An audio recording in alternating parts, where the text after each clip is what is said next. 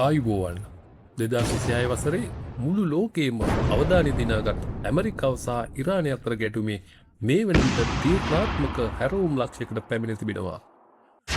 පෙබරවාරි 28 වනදා ආරම්භ වූ මෙම යුද්ධාර්බුදය දින 100කට අධික කාලයක් ලෝක දේශපාලනය, ආර්ථිකය සහ ආර්ථිකය කෙසේ වෙතත් මැද පෙරදිග කලාපයෙන් මේ වන විට අතිශය තීරණාත්මක නොසන්සුන්කාරී පුවත් වාර්තා වනවා.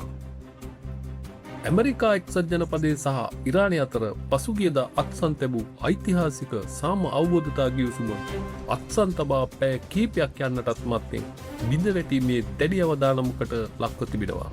ඊශ්‍රායලය විසින් දකුණු ලෙබනනය වෙත එල්ල කරන ලද දැවැන්ත ගුවන් ප්‍රහාර මාලාවත් සමග කලාපයේ ඇති වූයේ දැඩි උණුසුම්කාරී තත්ත්වයක්. මෙම ප්‍රහාර හමුවේ කෝපයට පත් ඉරානය ලෝකයේ ප්‍රධානතම තෙල් ප්‍රවාහන මාර්ගයක් වන හෝමුස් සමුද්‍ර සංධිය නැවත වතාවක් වසා දැමීමට පියවරගෙන ඇති බව වාර්තා වනවා.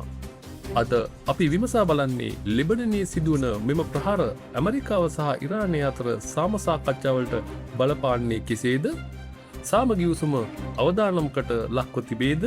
නැවතත් මැද පෙරදිග මහා යුද්ධයක් ඇතිවීමේ අවදානක් තිබෙනවාද? සහ පවතින මෙම සැබෑ තත්ත්වයට සහ ඉදිරියේ ලෝක දේශපාලනයට මින් සිදුවන බලපෑම පිළිබඳ සවිස්තරාත්මකව සොයා බැලීමටයි. තවමත් අපගේ channel එක subscribe කළ නැත්නම් දැන්ම subscribe කරගෙනම අපිත් සමග රැඳී සිටින්න. පළමුවෙන්ම අපි බලමු මේ ගැටලුවට මුල් වූ ඇමරිකා ඉරාන ගිවිසුම කුමක්ද? පසුගිය බදාදා ඇමරිකානු ජනාධිපති ඩොනල්ඩ් ට්‍රම්ප් සහ ඉරාන ජනාධිපති මුසුද් පෙෂෙන්ස්කියන් විසින් කරුණු 14කින් විශේෂ අවබෝධතා ගිවිසුමකට අත්සන් තබනු ලැබුවා. මෙම ගිවිසුමේ ප්‍රධානතම කොන්දේසියක් වූයේ ලෙබනනයේ ඇතුළු සියලුම සටන් පෙරමුණුවල පවතින මිලිටරි ක්‍රියාකාරකම් වහාම සහ ස්ථීරවම නතර කළ යුතු බවයි. මීට හිලව් වශයෙන් ඉරානය විසින් හෝමුස් සමුද්‍ර සංධිය හරහා කිසිදු බදු අය කිරීමකින් තොරව වාණිජ නැව්වලට ආරක්ෂිතව ගමන් කිරීමට දින 60ක සහන කාලයක් ලබා දීමට එකඟ වුණා. ඒ වගේම ඉරානයේ න්‍යෂ්ටික වැඩපිළිවෙල සහ අනෙකුත් සංකීර්ණ ගැටලු පිළිබඳව ඉදිරි දින 60 ඇතුළත ස්විට්සර්ලන්තයේදී තාක්ෂණික මට්ටමේ සාකච්ඡා ආරම්භ කිරීමටද දෙපාර්ශ්වය තීරණය කර තිබුණා. ඇමරිකානු ජනාධිපති ඩොනල්ඩ් ට්‍රම්ප් මෙම ගිවිසුමින් පසු ප්‍රකාශ කළේ තමන් ඉරානය මිලිටරි වශයෙන් සම්පූර්ණයෙන්ම පරාජය කර ඇති බවත් හෝමුස් සමුද්‍ර සංධියේ නැව් නිදහසේ යාත්‍රා කරන බවත්ය. නමුත් එම සතුර පැවතුනේ පැය කිහිපයක් පමණයි.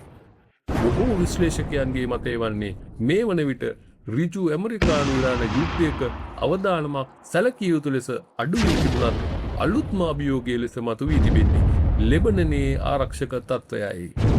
ඊශ්‍රායලයේ මෙම ක්‍රියාවන්ට ඉරානය දැඩි ලෙස ප්‍රතිචාර දක්වා තිබෙනවා. ඉරානයේ සන්නද්ධ බලකායන් චෝදනා කරන්නේ ඊශ්‍රායලයේ දින දෙකක් ඇතුළත 84 වතාවකට වඩා සටන් විරාම ගිවිසුම උල්ලංඝනය කර ඇති බවයි. තමන් ඇමරිකාව සමග ඇති කරගත් එකඟතාවලට ගරු කළ යුතු නම් ලෙබනනයේ සිදුවන ඊශ්‍රායල ප්‍රහාර වහාම නැවැත්වීමට ඇමරිකාව කටයුතු කළ යුතු බව ඉරාන විදේශ අමාත්‍ය අබ්බාස් අරක්චි ප්‍රකාශ කර සිටිනවා. ඊට පීඩනයක් යෙදීමක් වශයෙන් ඉරානය විසින් හෝමුස් සමුද්‍ර සංධිය නැවත වරක් පසා දැමීමටයි පියවරගෙන තිබෙන්නේ. හෝමුස් සමුද්‍ර සංධිය යනු ලෝකයේ පොරතෙල් ප්‍රවාහනයේ පහෙන් එකක් සිදුවන උපාය මාර්ගික මුහුදු මාර්ගයයි. මේ වසා දැමීම හරහා ලෝක වෙළඳ පොලේ තෙල් මිල සීඝ්‍රයෙන් ඉහළ යා හැකි අතර එමගින් ඇමරිකාව ඇතුළු බටහිර රටවලට දැඩි ආර්ථික බලපෑමක් එල්ල වෙනවා. ඉරානය මෙම මුහුදු මාර්ගය දේශපාලන මෙවලමක් ලෙස භාවිතා කරමින් ඇමරිකාව ලවා ඊශ්‍රායලය පාලනය කිරීමට උපක්‍රමශීලීව උත්සාහ කරන බවයි ආරක්ෂක විශ්ලේෂකයන් පවසන්නේ. කෙසේ වෙතත් ඇමරිකා පවසන්නේ ඉරානය හෝමුස් සමුද්‍ර සංධිය වැසූ බවට කරන ප්‍රකාශ අසත්‍ය බවයි.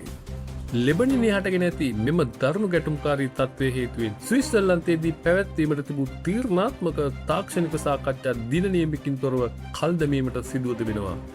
ඉරාන දූත පිරිස මේ වෙන විටත් ස්විස්වලන්තය වෙත ඇමින සිටියත් ඔවුන් ප්‍රකාශ කරන්නේ ඊශ්‍රායලය ලෙබනනයට එල්ල කරන ප්‍රහාර නවත්තනතුරු තමන් කිසිදු එකඟතාවයකට නොපැමිණෙන බවයි.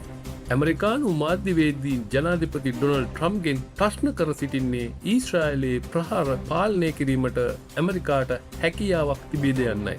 ගෝලීය දේශපාලන විචාරකින් පෙන්වා දෙන්නේ ඇමරිකාව සහ ඉරානය අතර පවතින සාමය රැඳී පවතින්නේ ලෙබනනයේ සටන් විරාමය මත පමණක් බවයි. ලෙබනනයේ ගැටුම් දිගින් දිගටම පැවතුනොත් ඇමරිකා ඉරාන සාම ගිවිසුම සම්පූර්ණයෙන්ම හවුසි මැද පෙරදිග කලාපය පුරා මහා පරිමාණ ලෝක යුද්ධයක පෙරනිමිති පහළ විය හැකියි.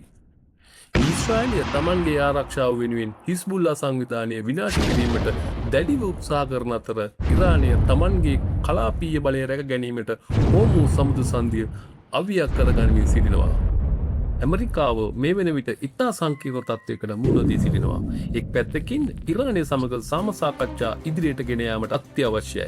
අනිත් පැත්තෙන් ඊශ්‍රායලය ඇමරිකාවේ ප්‍රධානතම මිතුරා වෙන නිසා එහි ආරක්ෂක අවශ්‍යතාද සැලකිල්ලට ගත යුතුයි. ඒ නිසා වොෂින්ටනය මේ වන විට උත්සාහ කරන්නේ සාම ක්‍රියාවලිය බිඳ වැටෙන්නට නොදී එකවරම කලාපීය ආරක්ෂාව පවත්වාගෙන යාමටයි. ඒ වගේම විශ්ලේෂකින් ප්‍රධාන අවස්ථා 3ක් පිළිබඳ අවධානය යොමු කරනවා. පළමු අවස්ථාව වන්නේ සාමසාකච්ඡා සාර්ථක වී ස්ථිර ගිවිසුමකට පැමිණීමයි. දෙවන අවස්ථාව වන්නේ සාකච්ඡා දිගටම පැවතුනත් අවසන් එකගතාවයකට නොපැමිණීමයි. තුන්වන සහ වඩාත්ම භයානක අවස්ථාව වන්නේ ලෙබනනයේ ගැටුම් තවදුරටත් උග්‍ර වී හිස්බුල්ලා සංවිධානය සහ ඊශ්‍රායලය අතර සටන් පුළුල් වීමයි. එවැනි තත්ත්වයක් ඇති වුවහොත් ඉරානයේද දැඩි ලෙස මැදිහත් වීමට සිදු විය හැකි අතර මැද පෙරදිග කලාපයේ නව අර්බුදයකට හේතු විය හැකියි. අවසන් වශයෙන් කිව යුතු වන්නේ ඇමරිකාව සහ ඉරානය අතර ඍජු යුද්ධය මේ වන විට සැලකිය යුතු ලෙස අඩු වී තිබුණත් ලෙබනනයේ සිදුවන වර්ධනයන් නිසා සාම ක්‍රියාවලිය තවමත් අවදානම් තත්ත්වයක පවතින බවයි. ඉදිරි සති කිහිපය තුළ සිදුවන දේශපාලන තීරණ සහ වර්ධනයන් මත මැද පෙරදිග අනාගතය තීරණය විය හැකියි. මැද පෙරදිග කලාපයේ පවතින මෙම උණුසුම්කාරී තත්ත්වය පිළිබඳ ඔබ සිතන්නේ කුමක්ද?